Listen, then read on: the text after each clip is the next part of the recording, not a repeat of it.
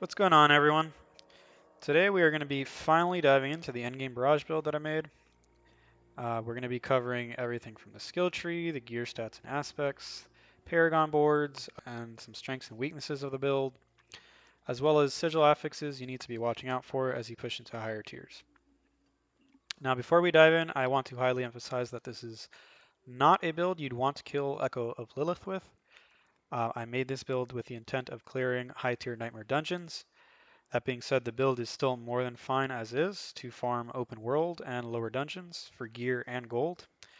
I'll be covering what skill points you can swap around if you so choose, if you want to try and make those activities faster for you, but I did just do all that stuff just fine without changing anything. I think it is important to highlight the strengths and weaknesses of the build so that you can learn how to play to your strengths and play around your weaknesses. This is very important to being able to succeed in higher tier Nightmare dungeons. So first, let's take a look at our strengths. We have strong single target burst with cold imbue. We have strong AoE with Barrage, Icy Alchemist, and Shadow imbue. We have strong crowd control capabilities. The build is very tanky. You have a lot of defense and self-healing. And you have great mobility and ease of positioning with Blade Shift and Shadow Step. Since Blade Shift does allow you to walk through enemies, you can basically just go wherever you want. And then you can use Shadow Step to position yourself accordingly, like if you need to get out of a swirly on the ground, or you need to break out of a stun. Now let's take a look at our weaknesses. Unstoppable and by extent bosses are hard counters. So you're going to notice that we have quite a bit of damage baked into our crowd control windows. So if a mob does become unstoppable, you're going to be doing quite a bit of less damage to it. You can get stun locked if you are positioned wrong and Shadow Step is not up. So you need to know basically when to not waste your Shadow Step and when to keep it if you're going to need it, because that is our only source of unstoppable, which is basically how you break out of stuns. It's not always easy to kill high priority enemies. So what I mean by this is if you have like a champion mob that's in the back of a pack that you're trying to engage, or you have like a champion mob that's just clumped up in the middle somewhere that you can't get to. Um, with Barrage, it's not always really easy to just target them out and kill them so that you can start damaging everything else. So what I have to alleviate this is Blade Shift, which basically whenever you hit something, you can just walk through everything. So with that, you can just walk up to that mob, blast it, and then walk out, and then kill everything else. You need to stack your defensives before engaging to become tanky. So what I mean by this is that before like jumping into a clump, you really want to make sure you have your disobedience stacked up to full. You want to make sure that you have your poison trap down because that's giving you DR with poison. And you also want to make sure you have your momentum stacked up to full so that you're getting the DR it gives and the healing. And then generally, once you have all that stuff rolling, you can just walk into a pack and you should have no problems taking hits and just killing everything. The build is very hard to play correctly. So if you are like jumping into a pack and like I said, you're not stacking your defensives, you're just going to die. If you're trying to run around and just blast everything, you're going to die. If you're not going in on an elite and bursting them down when you have them CC'd, you're just going to make like the pack take longer, so you're going to be taking more damage, you'll be prone to dying. Um, you'll notice very quickly that if you're not playing properly, that you're probably just going to be dying a lot. And I mean, I struggled with this too. Like I had to learn how to play around some of these weaknesses so that I could start clearing the tier 100s.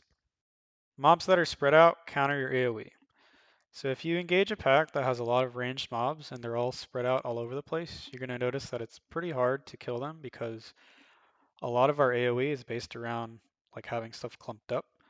Like our Shadow Imbue only hits stuff that's close to it, and then our Icy Alchemist also only hits stuff that's close to it. So what I try to do to counter this is I'll try to LOS the mobs behind like a pillar or a wall or a door. And if you don't know what that means it's line of sight.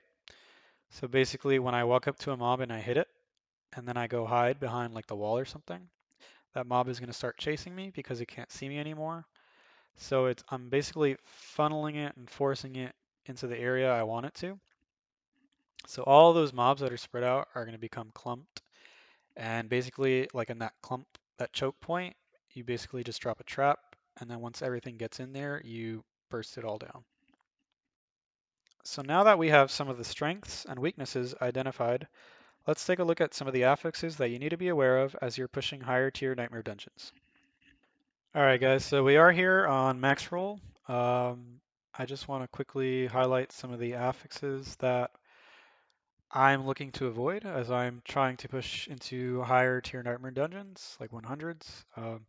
Some of these are just really bad and you absolutely don't even want to bother with them. So to start off, we have resource burn. Um, to be honest, I'm not exactly sure why this is in the game, but it's absolutely horrible. If you get anything on this, if you get anything with this on it, I would just immediately throw it away. Um, Potion Breakers is not that bad, mainly because you can play around it by simply just walking away from the pack and then healing up and then going back in. So I think I have cleared one with this on it. It's not the end of the world, but it is something you have to be aware of and play around. Slowing projectiles, I would say, is similar. You can play around this by going in and hitting ranged mobs first so that they aren't slowing you since they're dead, or you can line of sight and bring stuff to you, in which case you can just get close to everything and then you're not going to be slowed anymore. This is pretty bad with stuff like Stormbanes or Lightning Storm. When those are combined, it can be kind of toxic, so just kind of look out for that. Um, I would say mostly this is like an up to you at your discretion if you want to run this, but I generally don't have too much problems with this one.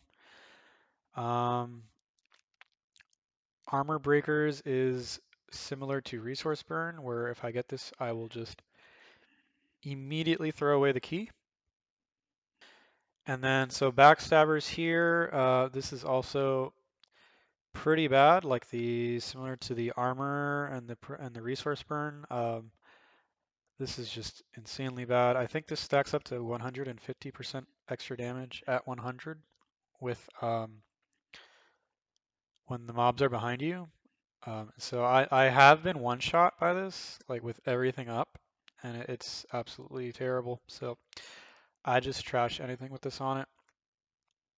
Um, Unstoppable is not that bad. It'll just make you do a little bit of less damage to mobs when they get low health. It's going to slow you down a little bit, but it shouldn't make the dungeon like unclearable. Um, Melee defenders is very bad. I think this is like 40% less damage from close. This is just going to make you do in like no damage basically, so I would just trash that immediately. It's not worth the hassle. The next one is Monster Barrier. I would also trash anything with this on it. The reason is that since the mobs get some barrier on their life, it makes it so that you can't go in and CC them or apply vulnerable to them, which just makes your life miserable. So it's not worth the hassle here. I just trash that one. Um, the next one is the critical resist. So similar to the close damage one, this one is insanely bad. It's going to make you hit like a noodle. It's not going to be worth your time. Trash that immediately. For the vulnerable resist, it is not as bad as like the critical resist, simply because you can keep applying vulnerable to them. This just makes it last a little bit shorter, so your damage is going to be a little bit lower, but you can just keep applying vulnerable, so it's not the end of the world. Definitely still clearable with this. Same with the crowd control resist. This might lower your damage like a little bit, but I don't think it really impacts you that much. You can just re-CC stuff and kill it. The biggest impact this has is on like your burst windows when stuff is frozen. It's just going to make them frozen for a little bit of less time, so you need to be able to get that damage in faster. Um, cold resist is not that bad because not all of our damage is cold. We do have some cold damage, but it's not all cold, so we'll still be okay with that. Similar to the physical and shadow damage resist, not all of our damage is physical and not all of our damage is shadow, so these will lower our damage a little bit, but they're not the end of the world. And then, so I want to make a note here about the shadow damage over time. Um, no, I'm sorry here. The bleeding, when you take additional bleeding damage, burning damage, poison damage, and then shadow damage over time. Whenever you get hit, the mobs are gonna put a dot on you. So whenever I have one of these dungeons with with these affixes, what I'll do is throw on the skill point that gives us damage over time reduction. And you'll see that when we go over into the skill tree and look at that. Basically just to make you tankier and to give you more time to heal yourself up, as sometimes, like if you're in a big pack and you're getting hit by a lot of stuff, like some of these dots can stack pretty nasty and you'll just start chugging health pots like there's no tomorrow. And then for the empowered elites, I would say the worst one is probably the cold enchanted, and I would say that this highly depends on like the dungeon you're running. So if you're in a dungeon with a lot of like mobs that hit slow, this is not going to be that much of a problem because you're less likely to get stun locked since they attack slow. Like you can just dodge or run away. But if you're in a dungeon where there's like mobs that hit you with a lot of arrows at once and they have this, you'll see that you're just going to get frozen and stun locked. And then you have to use Shadow Step, and then you're going to get frozen again, and then life's not going to be fun. So I'll try to avoid this if I can. I'll try running it sometimes in like specific dungeons, but it's generally overall just pretty bad. And then the poison enchanted one, similar to the other affixes that apply dot damage. If I have anything with this on it, I'll swap over to that talent that gives us damage over time reduction. And then in this section, I'll make a note of Stormbane, Drifting Shade, and Lightning Storm. So these are pretty bad, like they can be pretty bad, but generally you can just play around them by not being in their area. So like with Stormbane, you just want to stand outside. Like I know it's really annoying, but I mean you either go in and die or you stand outside. Drifting Shade is kind of the same concept, and then Lightning Storm you need to get in. Uh, These are pretty annoying overall, but I would say you could still clear a dungeon with these. You just have to be very, very careful and play like even better. And then Death Pulse also, with this one you need to be careful not to stay into a pack too long, especially because sometimes it can be hard to see these. So you just need to be able to go into like a pack, and then if stuff starts dying, you need to walk out, wait for this stuff to go off, and then you can come back in and start killing stuff again, and then kind of like rinse and repeat. Because these will also pretty much one-shot you when you get up to 100. And I believe that's pretty much it. I'm not going to cover the positive afflictions because those just help you, so they're not really that big of an impact. Um, so yeah, I think that's pretty much everything I would look out for as I'm pushing up through Nightmare Dungeons. Alright guys, so now we are going to hop into the skill tree. So starting out here, the first thing you're going to notice is that I am running Blade Shift. So why am I running Blade Shift? Well, I'm running Blade Shift basically because I need to run momentum. I need to run momentum for this build because I need self-healing. And this is giving me quite a bit of self-healing through this aspect over here, the Stolen Vigor. With this aspect, every stack of momentum you have will heal you for X amount of life per second. And this is quite honestly, pretty much a massive amount of self-healing. You're going to notice that your health is just constantly near full between this and Siphoning Strikes here. So I quite honestly believe that if you're having trouble like surviving higher tiers, that you absolutely need to run this. So going back to Blade Shift, um, I landed on Blade Shift because initially I was running Puncture, but with Momentum, I would not be able to run Puncture and Barrage since they're both marksman skills and we need a Cutthroat skill. So I initially tested with just Shadow Step and Dash. However, these weren't keeping momentum up enough. So at that point, I pretty much figured that I needed to go with one of these basic skills here. And I chose Blade Shift instead of Invigorating Strike because, first off, this gives you the ability to freely move through enemies, which I find pretty massive. I think it's so strong because if you've ever played with Barrage, you'll know that sometimes trying to hit like a champion mob that's clumped up into a pack can be pretty difficult, like trying to specifically target it out. So what this lets you do is just walk right into the pack, lets you walk through everything, walk right up to that champion mob, delete it, and then just kill everything else. So it's pretty nice for that. It also gives you movement speed, which I'm a big fan of. The attack speed animation for this is faster than Invigorating Strike, so it lets you build up your combo points faster. And I think those are pretty much all the reasons that I chose Blade Shift over Invigorating Strike. Now, coming over to these nodes here, I did go with primary over fundamental, mostly just for the extra little bit of resistance, even though that it's probably negligible once you get up to 100. And then the control and pairing effects reduction, that's just going to cause you to be in stuns for a less amount of time, which is honestly pretty helpful for when you get that high up. So one of the bigger consequences of losing puncture was having access to vulnerable from puncture. In order to help solve that problem, I went with the improved barrage node here. Initially, I was running advanced barrage for more crit. However, I just needed more vuln up time, like for long engagements, like bosses. So I definitely needed to take this.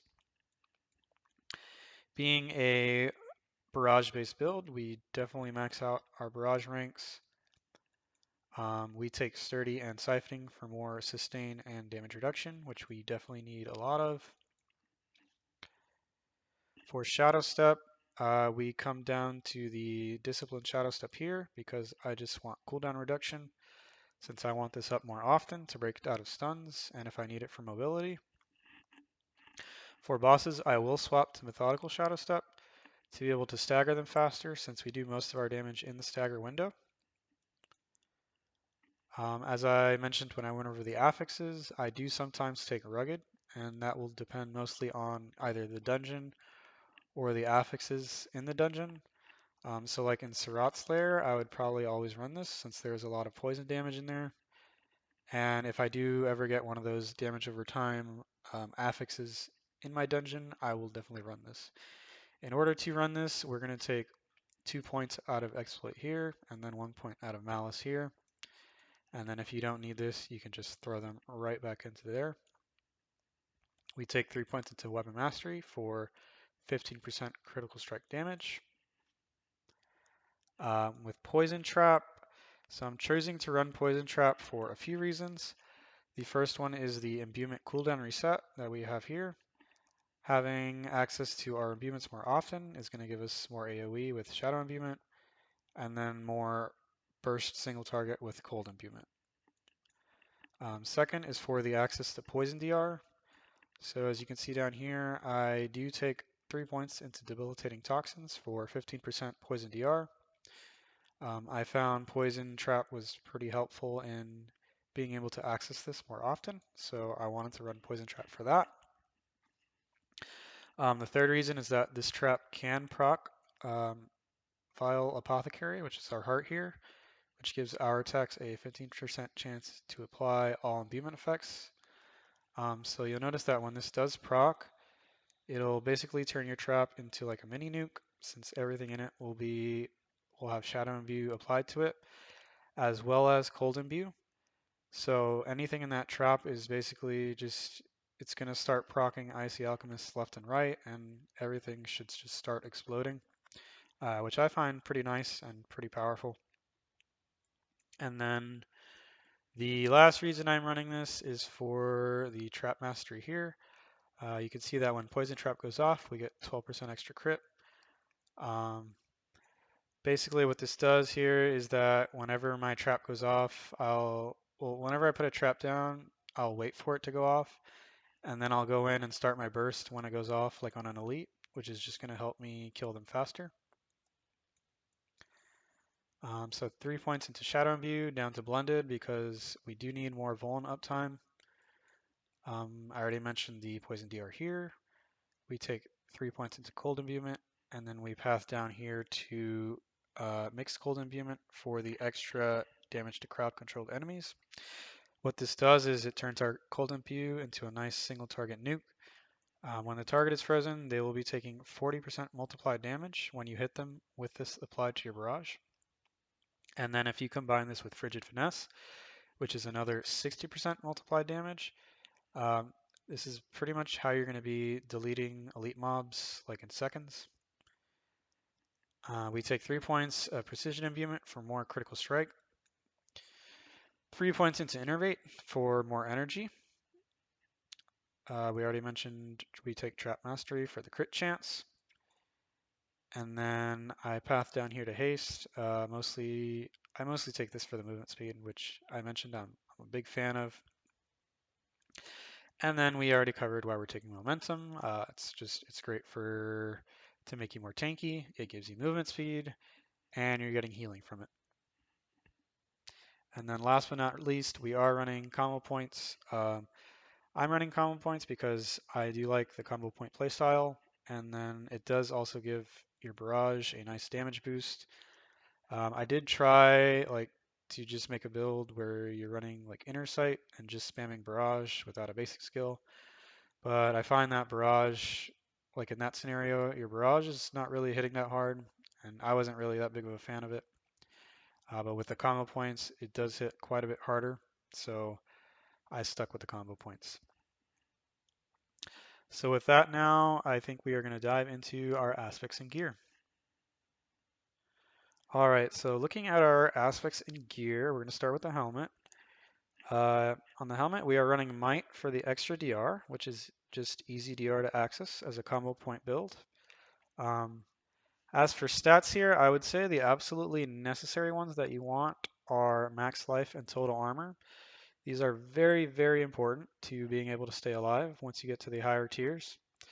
And then I do have cooldown reduction, so you aren't standing around waiting for CDs, so throughout I think pretty much all of my tier 100 clears, I actually did not have cooldown reduction on my helmet. So I would say it is possible to get up to T100 without the cooldown reduction, but it would definitely be nice to have. The strength I have for one of the Paragon nodes we need, which I believe is Vuln damage and Vulnerable DR. So I do have that in there. Some good alternatives here if you can't find any of these stats would be crowd control duration, dexterity, basic skill attack speed, or ranks to Shadow Imbue. Now for the chest, we have momentum healing, which we already discussed is pretty insane. And then for stats, we just have pretty much all defensive things. I would say the most crucial one here is total armor, but to be quite honest, they are all very important. Some alternatives you can take here are poison damage reduction, max life, or strength, which is just going to give you more armor. I would very much try to avoid any damage rolls if at all possible. On your chest, you really want to get as much defense as you can. On the gloves, we are running Frostbitten Aspect. I'm mainly running this for crit damage to frozen targets. Like we discussed in the skill tree, we have quite a bit of damage during windows where targets are frozen, so this is just boosting that damage even further. It is very important to the build to be able to burst down elites when you have them locked down and remove them from the fight. This is because if you do, you'll just be taking less damage and you won't have to deal with their enchantments anymore, just making the pack easier overall. For stats, these are all pretty much of similar importance in my opinion. I'm taking all of these stats to boost my damage in the frozen burst window, so it's very important to have all of these on your gloves. For some alternatives, if you can't find these, I would just look for Dex, Int, or Strength, or crit chance against injured enemies.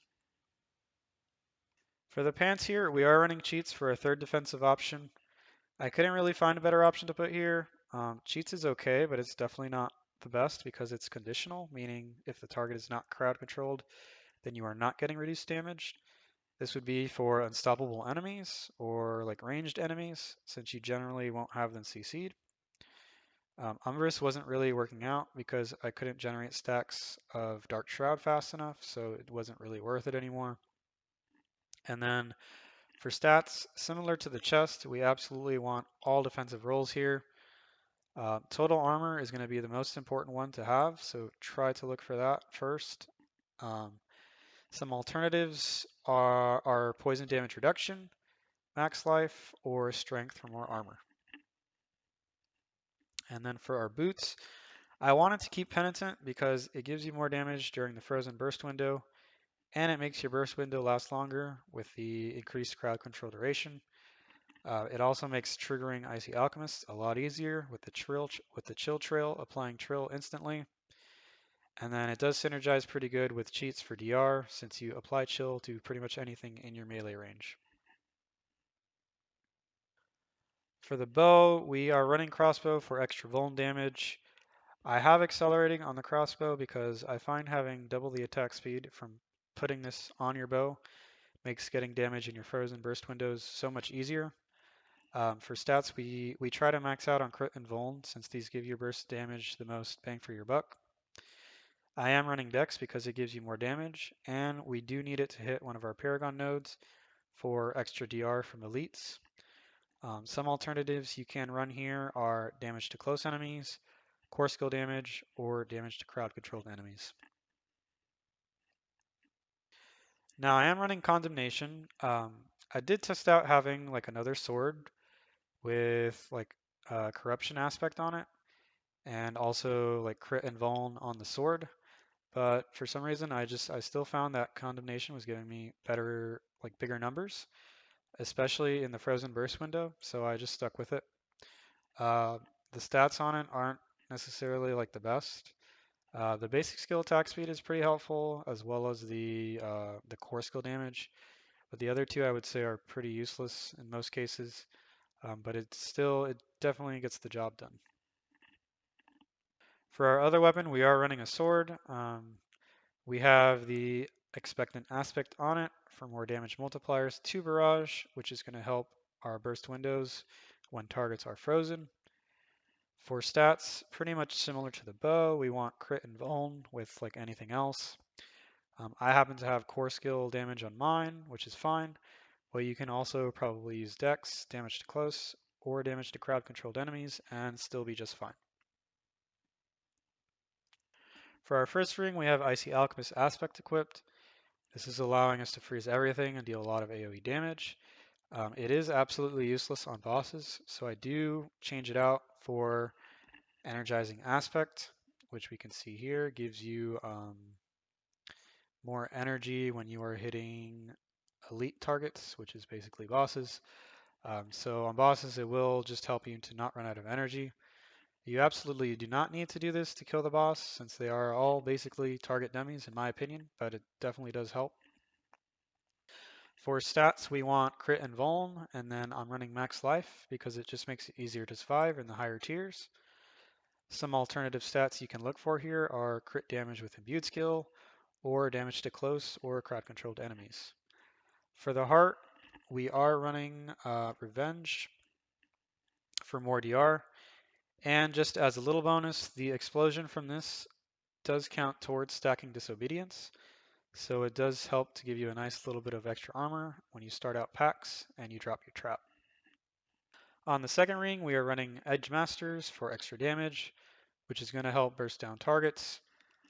So like I mentioned, pretty much with all of the aspects in the build, my main focus is to be able to get as much damage into the frozen burst window as possible. So that's why I'm running Edge Masters Expectant, Condemnation, Frost, and Frostbitten.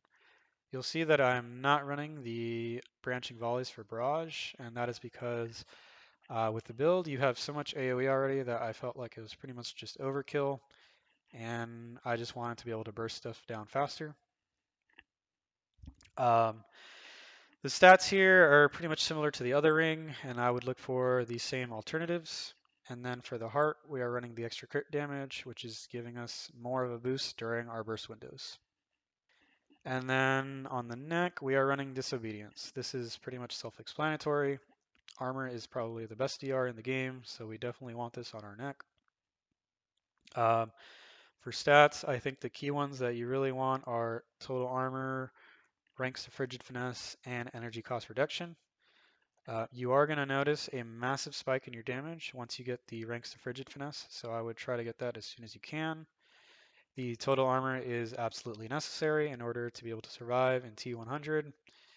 And then without the energy cost reduction, you are going to run out of energy. And that is simply because Blade Shift is not as good as Puncture at generating energy. So you really want that on your neck. And then the cooldown reduction is nice, but like I said, I did do T100 without it. So that one is probably optional. I think I had on mine like some extra DR rule, but if you don't get CDR, I would probably just look to take move speed. Um, or like I mentioned, you can probably just look for another damage reduction rule somewhere. And I think that pretty much covers everything in regards to gear, stats, and aspects. All right, guys, so let's take a look at our Paragon board now. Starting out here, we do come up to the right to grab some extra damage and max life. From there, we path up to our glyph socket. I have turf here. I'm mostly running turf for the DR to close enemies. Um, you're going to see that a common theme with the Paragon board is that I want to grab as much armor and DR as I possibly can. So that is why I have this glyph in here.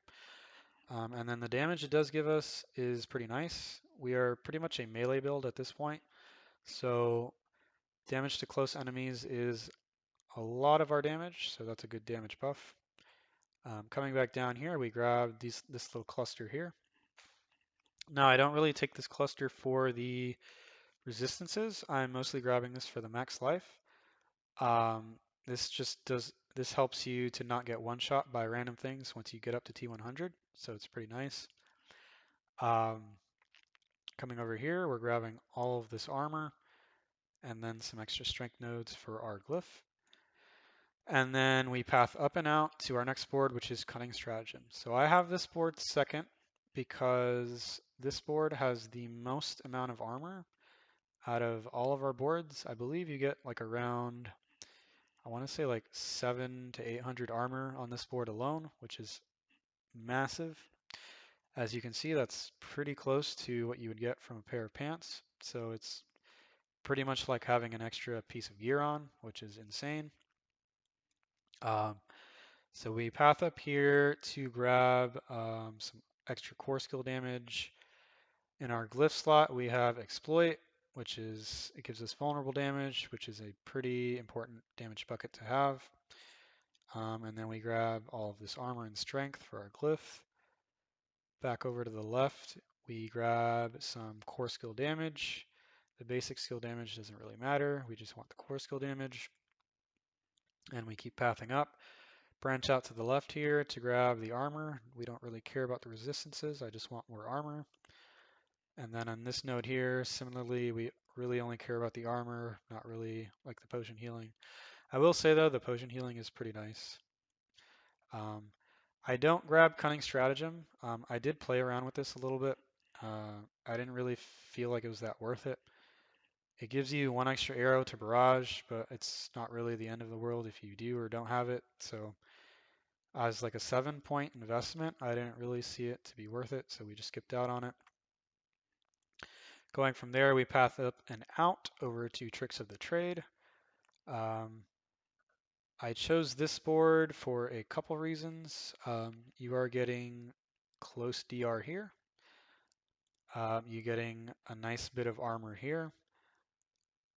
We can make use of this legendary node since we do pretty much have marksman and cutthroat skills. So we can take this for an extra 25% damage increase to our barrage, which is it's very nice. And then there is a little bit of damage to elites here, which is also pretty nice.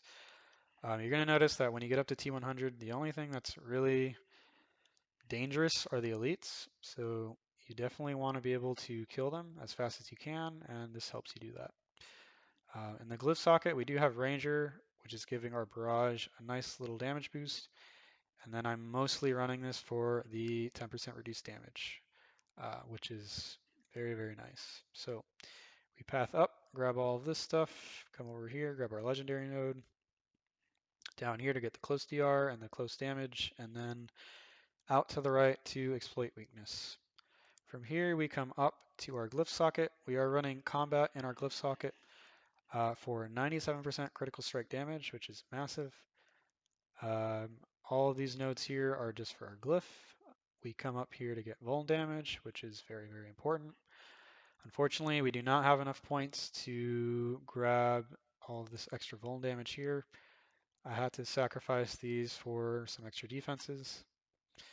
But at the end of the day, it's pretty much worth it because if you're dead, then, well, you're not completing the dungeon. And then over here to grab these int nodes. Again, we don't really want the potion healing, but I'm not going to lie, it is kind of nice since you will be using potions a lot. So it's just a nice little boost. And then coming back down, we come over here to grab vuln damage. I don't go this way because honestly, if I'm looking at damage buckets, I would say that I'd rather have vuln damage than damage to elites. Um, since this pretty much applies to everything, and this only applies to elites. So I'd much rather go with this. And then we path up to grab the legendary node, which is giving us 15% increased damage to anything that's vulnerable. And then from there, we come down to grab all of this nice DR and armor here. And then after that, we path down to our next board. And then our last board is Cheap Shot. So we start out here in Cheap Shot by going down to the left and grabbing more damage reduction and armor, which, like we already mentioned, we're trying to get as much of as possible. We do come over here and grab Cheap Shot. Since we do have stuff crowd controlled pretty much all the time, we are getting a pretty big damage buff from this. From there, we come down over to the glyph socket. I do path this way to grab this 6% damage reduction from slowed enemies. I'm not actually sure if like we do benefit from this from like a chilled enemy. I'm pretty sure we don't, but I'm not entirely sure. So it is possible that you can probably like just drop these here and then take this, and then you have an extra point somewhere. But I think this is just how I had it when I did the board, so I just left it like that. In the glyph socket, we have control, which is giving us a massive damage boost. Just from the 130% damage to crowd controlled enemies, that's like, it's massive. And then on top of that, you're getting a 20% multiplied damage to frozen enemies. So this is pretty much something that's helping you burst down those elites a lot faster as well. And then this whole cluster here is giving us damage to crowd controlled enemies. And then we just grab these here for the glyph. And then that is pretty much it for the Paragon boards. So like I mentioned, this was just set up in a way that I can get as much DR as possible. We have the board order does very much matter. So you'll notice that as you go up higher into boards, like as they're placed later, that the stat requirements you need to meet like the extra bonuses from the rare nodes, they go up. So you'll notice here, like I only need 270 intelligence because this board is second. However, on this board, which is fourth, I need 430 intelligence. So since this board has the most amount of armor, I put it here. And then similarly, this one has armor and this one has armor. So I made sure to put these three first so I can get as much extra armor as possible. On this board, you're not getting as much armor as the other ones, so I just put it last. And to be honest, you're only getting two rare nodes here between the DR and the crowd control damage. You definitely don't need this. You can see we're still getting this because I do have the dex on the crossbow. And this is very, very important to get. So I wanted to make sure I got the bonus here. But we do still get the bonuses to vuln damage DR, vuln damage here, and then all of the armor and DR that we're getting everywhere else. So board order does matter. And I think that's pretty much everything I wanted to cover for the Paragon boards. So the last thing I did want to mention is the alternative skill points that you can use, like for farming Hell Tides or dungeons and open world. So initially we would probably have it set up like this. What I would change is I would probably take out, in order to make this faster, I would take out all this DR here.